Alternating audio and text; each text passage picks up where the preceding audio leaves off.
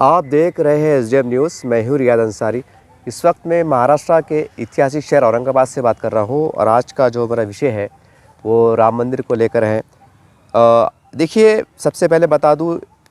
एक Asia express एक उर्दू अखबार है। ये औरंगाबाद से शाये होता है। ये मराठवाड़े का बहुत मकबूल आम पेपर है। इसके फ्रंट के ऊपर एक न्यूज़ आई है, देखिए, कि राम मंदिर के इफ्तिताह से कबल शरपसंद अनासिर माहौल ख़राब करने की कोशिश में अलीगढ़ मस्जिद की दीवार पर लिखे मजहबी नारे। ये एक न्यूज़ है जो फ्रंट पेज पे आई हुई है। और इससे पहले हमने देखा है कि एक महीना पहले या 1.5 महीना पहले कुछ लोगों की तरफ से अफवाह भी चल रही थी कि राम मंदिर के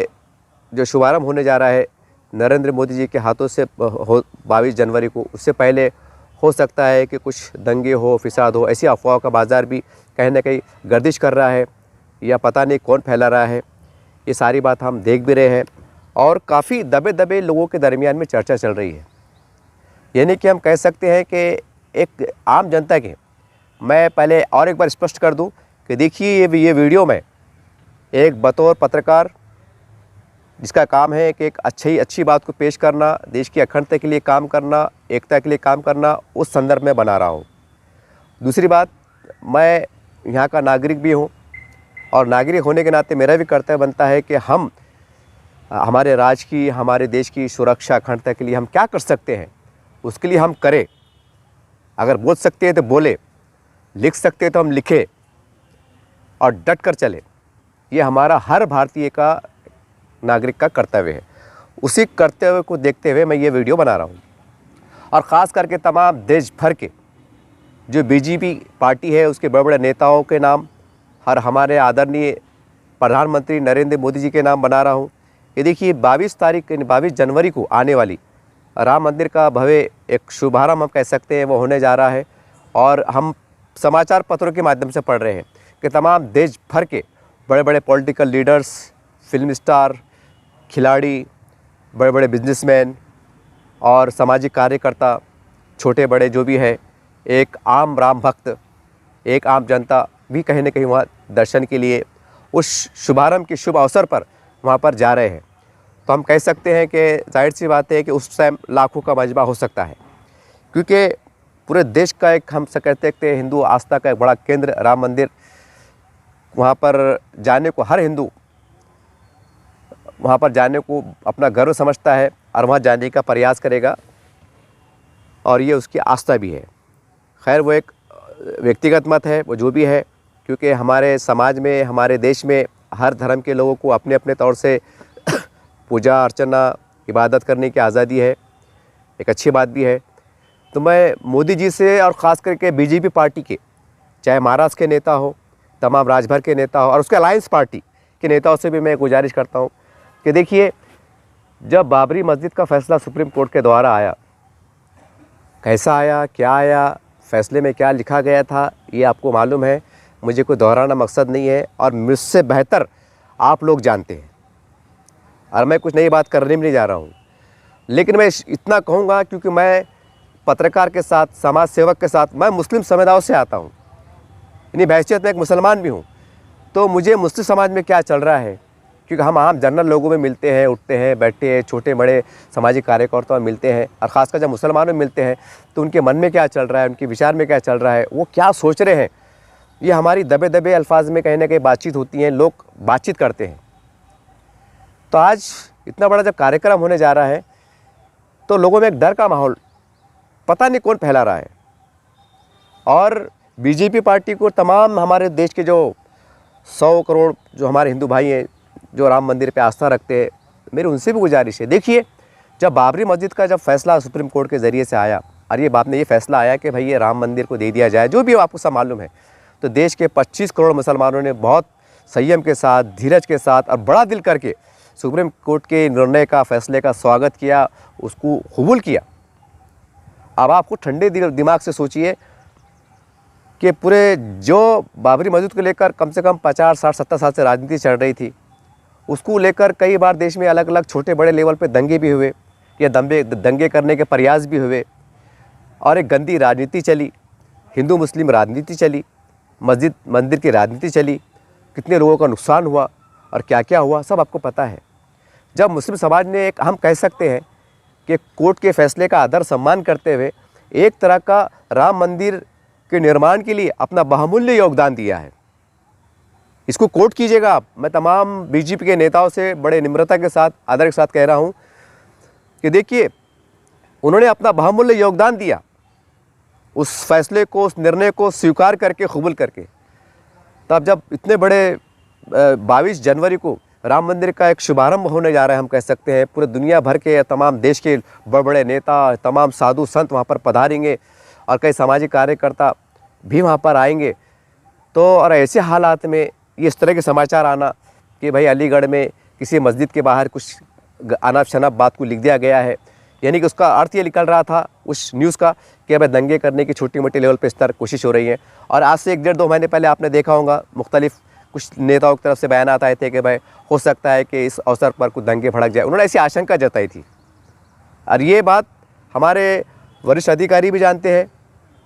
पुलिस अधिकारी भी जानते हैं, गृह मंत्रालय का विभाग भी अच्छी तरह जानता है कि किने क्या बयान दिया था, क्या हुआ था, सारी बातें आपके सामने हैं। अब मैं उस झंझट में जानना नहीं चाहता, क्योंकि बड़े लोगों की बड़ी बातें होती हैं, बड़ी राजनीति की बड़ी राजनीति की बातें होती हैं। मैं एक अदना सा एक समाज सेवक के तौर पर और एक आम मुसलमान समाज की ओर से मैं नेतृत्व करते हुए मैं प्रधानमंत्री नरेंद्र मोदी से गुहार लगा रहा हूँ कि सर, आप तमाम देश भर में फैले हुए तमाम जो बीजेपी के खासदार है, आमदार है, सरपंच है, नगर सेवक है, या जो भी है, कार्यकर्ता है, वॉलंटियर्स है, उनको एक कड़ा संदेश दीजिए आप कि देखिए 22 जनवरी जो आने वाली है, शुभ घड़ी आने वाली है, तो पूरे देश में ऐसा वातावरण पैदा हो, ऐसा अमन का, शांति का माहौल पैदा हो कि लोग उसे इतिहास में लिखे कि 22 जनवरी को जब राम मंदिर का शुभारंभ होने जा रहा था, तमाम दुनिया भर से, तमाम देश भर से लोग आए थे, तो कितना शांति का, प्यार का, अमन का वातावरण था। कहीं कुछ नहीं हुआ, कहीं गड़बड़ नहीं हुई, कहीं ऐसा कुछ देखने में नहीं आया। और ये अगर हमारे प्रधानमंत्री जी अक्सर मन की बात में कहते रहते हैं, अक्सर वो छोटी छोटी बातों की तरफ भी इशारा करते रहते हैं, तो मेरी आपसे गुजारिश है, सर आप इसे हल्के में ना ले। मैं एक पत्रकार भी हूँ, समाज सेवक भी हूँ और मुस्लिम समाज से बिलोंग करता हूँ,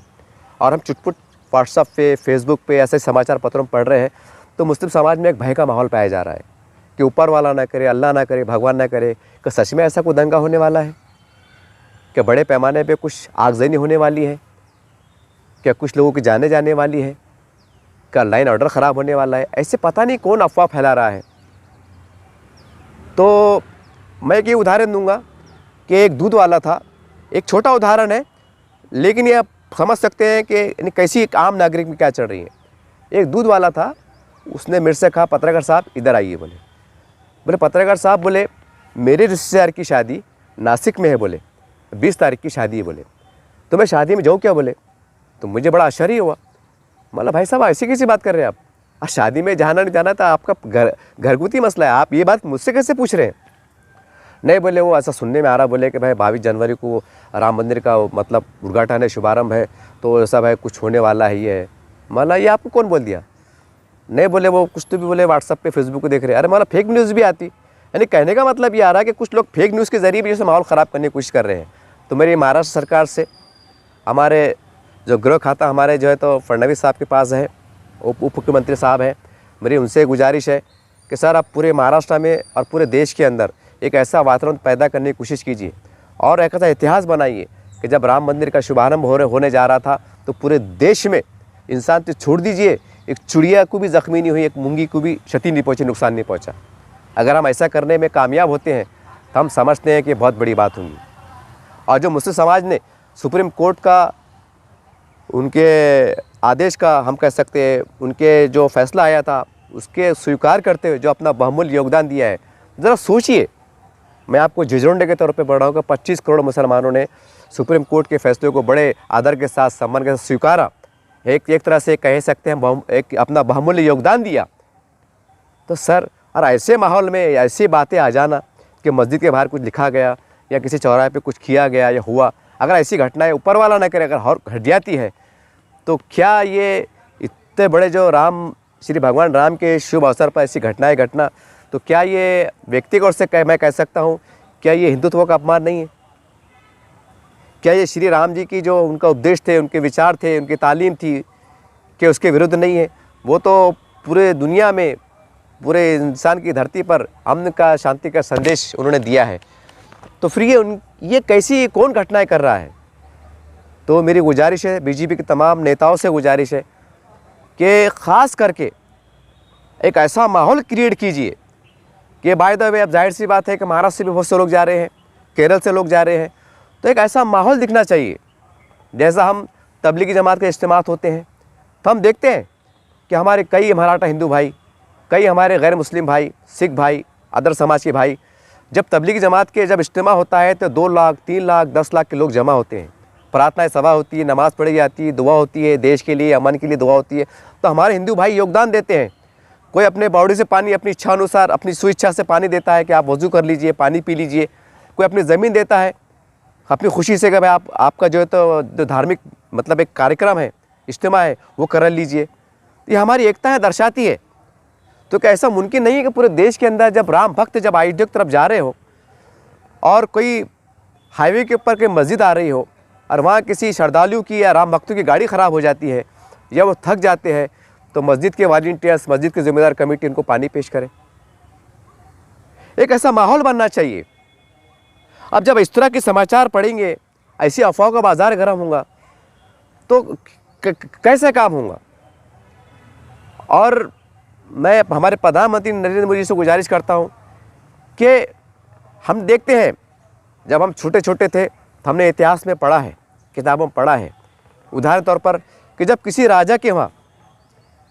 के वहाँ गोद भराई होती थी, यानी कि कोई राजा को अगर बेटा नहीं हो, औलाद नहीं होती थी, कुछ देर से मतलब शादी के 5 साल 10 साल बाद औलाद होती थी, और कोई एक उनका सिपाही बोलो या जो भी दाया अगर बोलती थी कि बादशाह सलामत,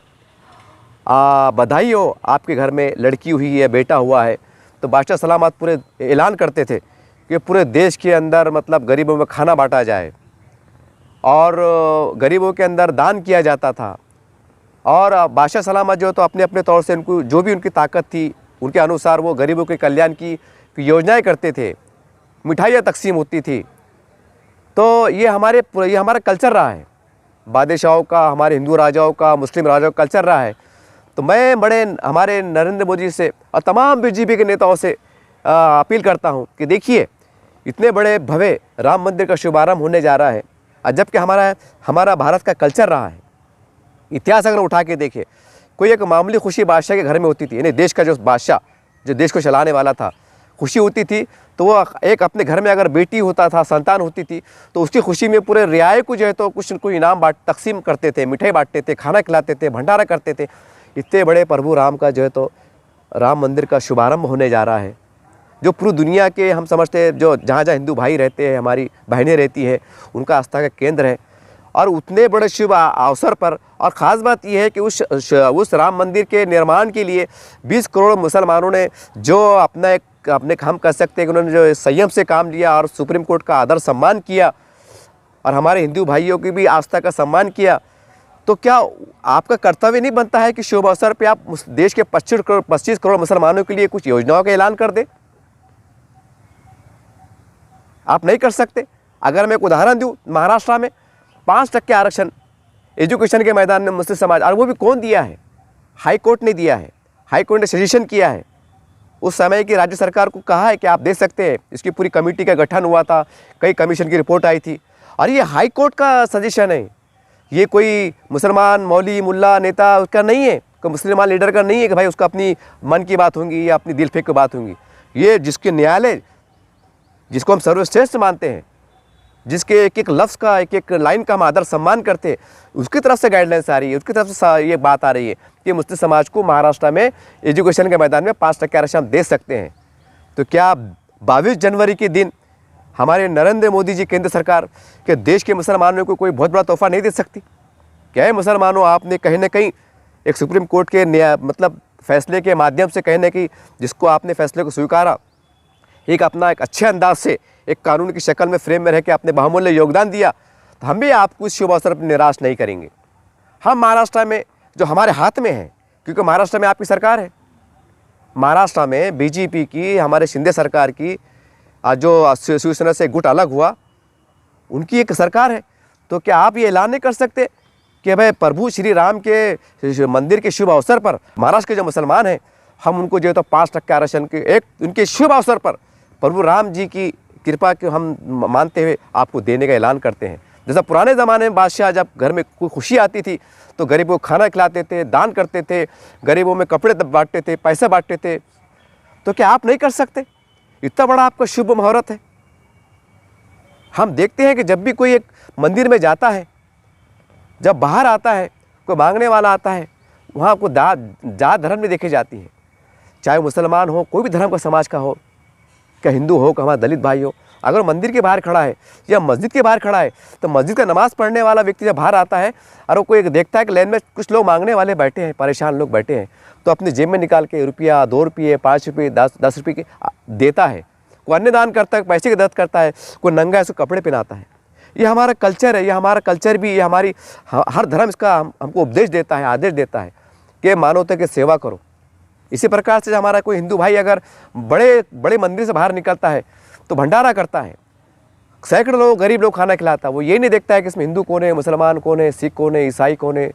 वो बोलता है गरीब है, मानव सेवा हो रही है, वो खिलाता है। इतने बड़े आप राम मंदिर के दर्शन को जा रहे हैं, आपकी शुभारंभ हो रहा है और एक मुस्लिम समाज एक अच्छे अंदाज से एक अपना न्याय मांग रहा है, आपसे मदद मांग रहा है।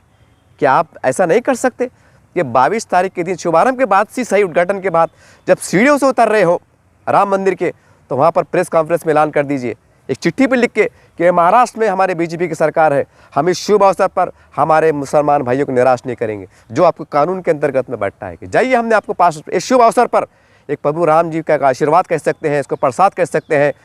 एक जैसा भंडारा करते हैं कि आप खाइए। अगर आप परेशान हैं, अगर भूख लिए परेशान है तो खाना खा के आप संतुष्ट हो जाइए। अगर आपके कपड़े नहीं है तो कपड़े पहन के आप संतुष्ट हो जाइए। अगर आप प्यासे हैं तो पानी पी के आप संतुष्ट हो जाइए। मुस्लिम समाज महाराष्ट्र में परेशान है साहब। आप इतनी बड़ी प्रभु राम के दर्शन को उनके दरवाजे पे जा रहे हैं, उनके चौखट पे जा रहे हैं, वहाँ पर आस्था के मारे जा रहे हैं, और मुस्लिम समाज आपसे एक, हम कह सकते हैं कि आपसे एक मदद मांग रहा है। तो एक वहाँ जाने के बाद, क्योंकि आप देश के नेता है, सर्वश्रेष्ठ नेता है, प्रधानमंत्री है, एक प्रसाद के रूप में, जैसे भी हम कह सकते हैं, मुझे समझ में नहीं आ रहा कौन से शब्द का उपयोग करूं, क्या आप ऐलान नहीं कर सकते कि महाराष्ट्र में जाओ, हमने मुसलमान समाज को दिया है ये प्रभु राम के खुश शुभ अवसर पर, हम किसी को नाराज़ नहीं करेंगे। जहाँ जो आपके अधिकार में है आप आप दे सकते हैं। जहाँ राज्य में जहाँ आपकी सरकारें हैं वहाँ पर आप कर सकते हैं, वहाँ पर आप फैसले ले सकते हैं, ताकि मुस्लिम समाज को लगे कि हमने जो है तो सुप्रीम कोर्ट के जो फैसले को माना, उसको स्वीकार किया, हमारा बहुमूल्य योगदान दिया। तो मोदी जी ने भी और बीजेपी गवर्नमेंट ने भी हमको भूला नहीं है। इस राम मंदिर की शुभ अवसर पर, खुशियों के मौके पर नरेंद्र मोदी जी ने बिलखुसूस जो 25 करोड़ मुसलमानों का योगदान रहा, मोदी जी ने मुसलमानों को भूला नहीं है। आप संदेश दे देंगे एकता का, भाईचारे का, कहेंगे कि बीजेपी का नारा है कि सबका साथ, सबका विकास, सबका विश्वास। क्या आपके कहने से मेरा पेट भर जाएगा मोदी जी? क्योंकि आप मेरे बड़े हैं, आप मेरे प्रधानमंत्री हैं। अगर आप मेरे सामने कहते हैं कि बीजेपी का नारा है सबका साथ, सबका विश्वास, सबका विकास, तो क्या आपके बोलने से मेरा पेट भरेगा? क्या मैं अगर नंगा हो तो मुझे कपड़े मिल जाएंगे? तो मैं आपसे आग्रह करता हूँ, विनंती करता हूँ, हाथ जोड़ के करता हूँ कि मोदी जी 22 जनवरी से पहले या 22 जनवरी के दिन देश के 25 करोड़ मुसलमानों के लिए, वैसा तो आप सबके प्रधानमंत्री हैं, और क्योंकि मैं अदर समाज की बात इसलिए नहीं कर रहा हूँ कि कहीं ना कहीं आरक्षण के नाम पर हम देखते हैं कि एसटी समाज को जहाँ भी भर्तियाँ निकलती नौकरी की, उनको लोन दिया जाता है। ये कड़वा सच है, उनको दिया, लेकिन मुस्लिम समाज के साथ कहीं ना कहीं ये भी कड़वा सच है। हमसे बेहतर आप समझ सकते हैं कि सरकार में क्या चल रहा है, नीतियों में क्या चल रहा है। मैं आपको क्या करूँ, मैं आपकी आलोचना नहीं कर रहा हूँ। मैं आपसे एक भारतीय नागरिक होने के नाते और एक मुस्लिम समाज का मैं बिलोंग करता हूँ, तो मैं आपको एक 22 जनवरी को जो आप राम मंदिर का शुभारंभ आपके हाथों से और कई हमारे हज़ारों साधु संत के हाथों से उनकी मौजूदगी में उनका शुभारंभ होने जा रहा है। हम समझते हैं कि पूरे दुनिया का, पूरे भारत का, श्री राम प्रभु का एक केंद्र राम मंदिर का, हम कह सकते हैं एक दरवाज़ा खुलने वाला है। तो क्या आपका दिल इतना छोटा है मोदी जी कि शुभ अवसर पर ये मुस्लिम समाज की जो कम से कम जायज़ मांग है, जो मुख्तलिफ कमीशन की रिपोर्ट आई है, कम से कम उसको मान्यता देते हुए आप ऐलान कर दीजिए कि आप दिल छोटा मत कीजिए। आज से एक प्रभु राम का एक हम समझते हैं कि एक देश के अंदर एक हिंदुत्व का एक नया उदय हो रहा है, सूर्य का उदय हो रहा है। और इस मोदी गवर्नमेंट ये बता देना चाहती है कि देश का छोटा समाज, बिछड़े से बिछड़ा समाज के साथ हम अन्याय नहीं होने देंगे, क्योंकि प्रभु राम की धरती है। जो हो गया, कोई गिले शिकवे नहीं है। हम ऊपर वाले पे छोड़ते हैं, जिसे हम अल्लाह के नाम से जाते हैं, प्रभु के नाम से पुकारते हैं, भगवान के नाम से पुकारते हैं, राम के नाम से पुकारते हैं, गॉड के नाम से पुकारते हैं। ये बात सही है, लेकिन 22 जनवरी से पहले या 22 जनवरी के बाद मैं नरेंद्र मोदी साहब से गुजारिश करता हूँ, तमाम बीजेपी गवर्नमेंट्स जहाँ है, कि आप क्योंकि मुस्लिम समाज का बड़ा योगदान रहा है, तो उनकी कुर्बानियों को, उनके सब्र को, उनके बहुमूल्य योगदान को आप ज़ाय ना होने दें। बल्कि कहते हैं ना कि कोई अगर अच्छा काम करता है, एक हमारे पास देखा जाता है 26 जनवरी 15 अगस्त के दिन कोई अच्छा काम देश के लिए करता है तो उसको वहाँ पर इनाम से नवाजा जाता है, उसको मिडिल से लगाया जाता है, कुछ सलामी दी जाती है, उसकी सलामी ली जाती है, उसको गिफ्ट दिए जाते हैं, उसको धनराशि इनाम के तौर पर दी जाती है। इतना बड़ा 25 करोड़ मुसलमानों ने अपना योगदान दिया है, हमारे 100 करोड़ 125 करोड़ हमारे हिंदी भाइयों का आज तक ख्याल रखा है, हमारे सभी इस्लामी संगठनों ने उसको स्वीकारा है। तो मैं हमारे बीजेपी गवर्नमेंट से और नरेंद्र मोदी जी से मैं व्यक्तिगत तौर से कहना चाहता हूं कि सर, क्या आपका दिल इतना छोटा है कि प्रभु राम के इतना बड़ा दिन 22 जनवरी को पूरे देश के अंदर एक नया सूर्य उदय होने वाला है, और उस टाइम एक समाज जिन्होंने एक बहुत बड़ा बहुमूल्य योगदान दिया है, आप उस समाज को ऐसे ही छोड़ देंगे? ऐसे ही छोड़ देंगे कि उस टाइम आप प्रैक्टिकली, घोषणा तो चल रही है साहब, 70-50 साल तो सेकुलर गवर्नमेंट ने क्या किया है? सिर्फ घोषणाएं करते रहे, आश्वासन देते रहे, अमली तौर से किन्हीं ने किया है। हम देखना चाहते हैं, मैं व्यक्तिगत तौर से कह रहा हूँ, मैं बतौर मुसलमान हैसियत के, मैं व्यक्तिगत तौर से मैं मोदी जी, मैं आपको देखना चाहता हूँ कि प्रभु राम का जब इतना बड़ा शुभारंभ होने जा रहा है, तो मुस्लिम माइनॉरिटी के लिए एक प्रसाद के रूप में आप प्रैक्टिकली तौर से महाराष्ट्र में क्या 5% आरक्षण देने की घोषणा करेंगे? और करते हैं तो हम समझते हैं कि आपने बहुत बड़ा काम किया है। एक जैसा बाहर जाके लोग प्रसाद बांटते हैं, दान करते हैं, हम समझेंगे कि हम इस्लाम धर्म में, क्योंकि उसकी अनुमति नहीं रहती है, चलो बाहर से ही आपने हमें आरक्षण के नाम पर हमें एक बहुत अच्छा प्रसाद दिया है, हम उसे प्रसाद के तौर पर स्वीकारेंगे कि मोदी जी आपने प्रसाद दिया है हमें आरक्षण के नाम पर जो एजुकेशन में। उम्मीद करता हूँ जहाँ जहाँ भी मुस्लिम समाज आप उनके लिए कर सकते हैं, उनको निराश मत कीजिए। ये मेरी आपसे एक भारतीय होने के नाते, समाज सेवक होने के नाते, मैं एक सोशल मीडिया चलाता हूँ और साप्ताहिक पेपर का संपादक भी हूँ, तो उस चौथे स्तंभ के सिपाही होने के नाते एक आपसे मानवता के आधार पे ये विनंती करता हूँ और ये भी गुजारिश करता हूँ कि पूरे देश के अंदर कोई ऐसी घटना ना हो, कोई दंगा ना हो, कोई फिसाद ना हो, कोई ऐसी घटना ना घटे कि भाई एक चुटपुट घटना हो गई। बता दीजिए कि जब प्रभु राम का जब 22 तारीख आ रही थी तो पूरे देश में जगह जगह भंडारे चल रहे थे और जगह जगह ऐसा माहौल क्रिएट हो रहा था कि कोई बीजेपी का बड़ा नेता, चाहे खासदार हो, आमदार हो, वो अरबी मदरसे में जाकर, जहाँ गरीब यतीम बच्चे पढ़ते, वहाँ जाके प्रभु राम जी के द्वार खोलने की खुशी में, आनंद में गरीब बच्चों को कपड़े बांट रहा था, अन्नदान कर रहा था, गरीबों को इलाज कर रहा था, कोई ब्लड डोनेशन कैंप लग रहे थे। और जहाँ जहाँ भी आप इंसाफ कर सकते हैं, न्याय कर सकते हैं, क्योंकि आप बड़े महान शक्तिशाली प्रधानमंत्री हैं, आपको कोई चैलेंज नहीं है साहब, आपको कोई तोड़ नहीं है, ये कड़वी सच्चाई है। तो उम्मीद करता हूँ कि मेरे एक मुसलमान भारतीय होने के, नागरिक होने के नाते भी, और कई ऐसे दबे अल्फाज में बातें उठ रही हैं, आप 22 तारीख से पहले देश के अंदर तमाम हमारे जो मुख्यमंत्री आपके राज्यों के, उनको कड़े निर्देश देंगे कि खबरदार कि हमारे प्रदेश में कोई ऐसी घटना ना घटे, क्योंकि प्रभु राम का एक बहुत बड़ा दिन आ रहा है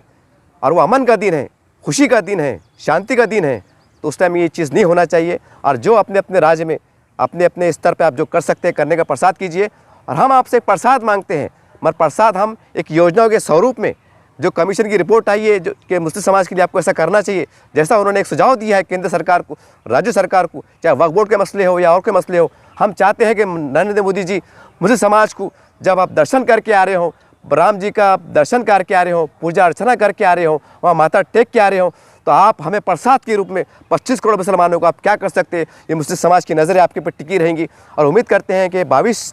तारीख तक